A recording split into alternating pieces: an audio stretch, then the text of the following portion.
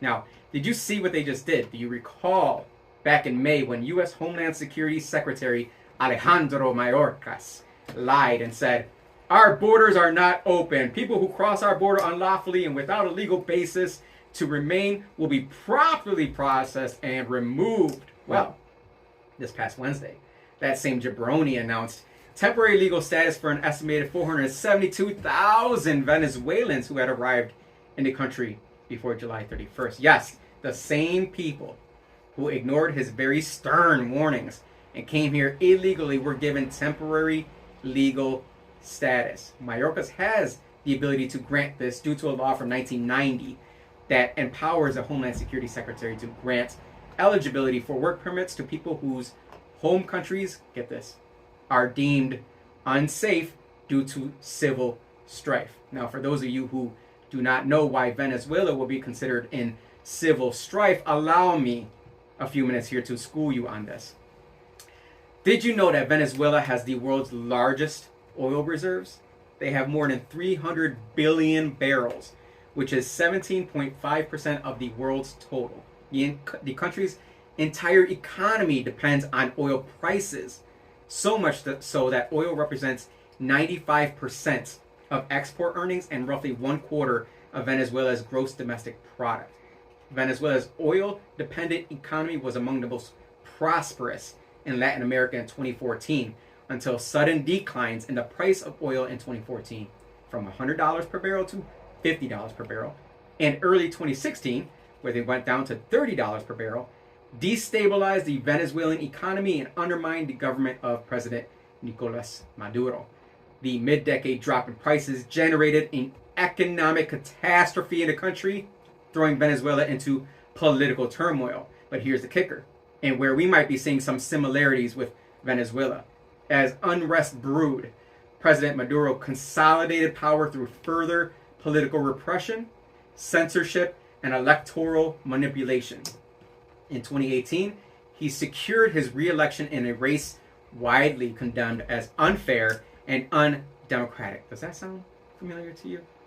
That's why America began imposing an economic embargo on them due to being undemocratic. So not only was it the worldwide push for climate change policies that destroyed Venezuela, but also the political policies of socialism and the authoritarianism that comes along with it. Everything that the powers that be are pushing right now literally destroyed Venezuela, which not that long ago was one of the most flourishing countries in all of Latin America. After all of those facts, how can anyone still be pushing the same policies when there is clear evidence for the path it would take us down? How is that possible? I mean, there's some meddling somewhere on the outside, right?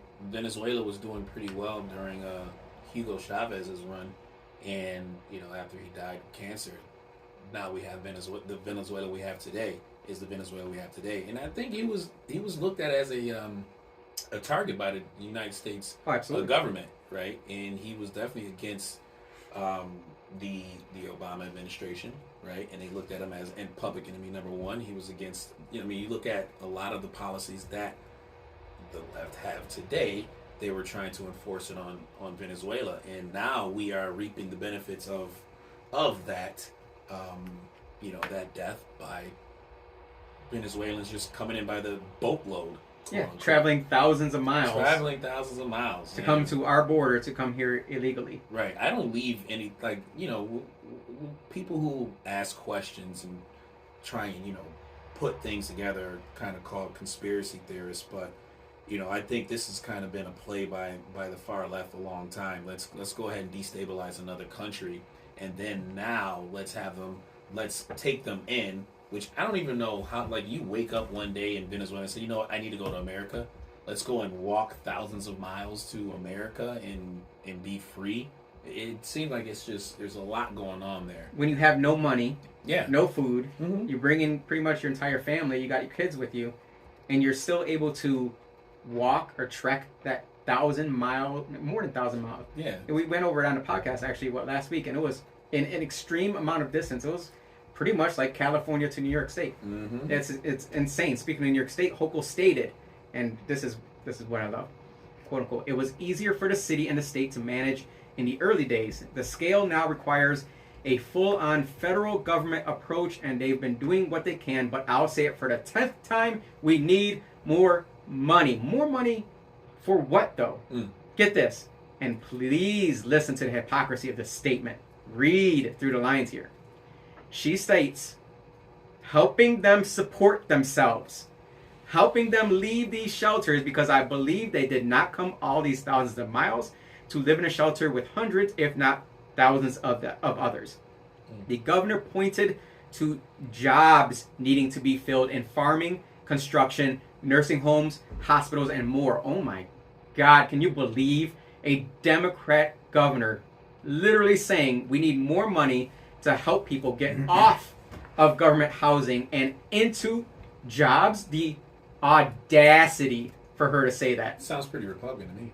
Repugnant? That's a no, Republican. Oh, Republican. It sounds pretty Republican to me, and it's ironic that they want to fill in farm jobs. Why don't we just ask Bill Gates? He owns all the farmland in America, so maybe he can find them jobs for the Venezuelans. Well, he's been behind a lot of this. Trying to get them. Yeah.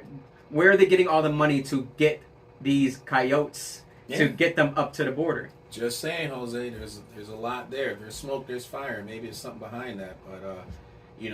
It is ironic that now, in certain parts like New York City, where Eric Adams is pleading for some sort of assistance with the migrants, where before he was like, at the border, at the border, at the border, he's sounds pleading very for Trump-like. That absolutely, and there's a lot of Democrats who are mad at him for that. Well, of course, because again, it goes against what they believe is the agenda, right? They believe that we can just print money out of thin air and just house everybody, and don't get me wrong, we are a country that should have the opportunity to come in the right way. Go back to when Obama was running. Obama won. Right? Obama won would look like freaking a Republican today. Right. Absolutely, like a far right extremist based off the rhetoric he was against gay marriage. Oh, against everything. Against gay marriage, illegal. Immigration, right. You had to learn English. Yeah. Right? That's why I voted for him. The audacity. Let's cut to another break. We'll come back. More English to come here on Politically Correcting on the WYSL stations. Don't go away.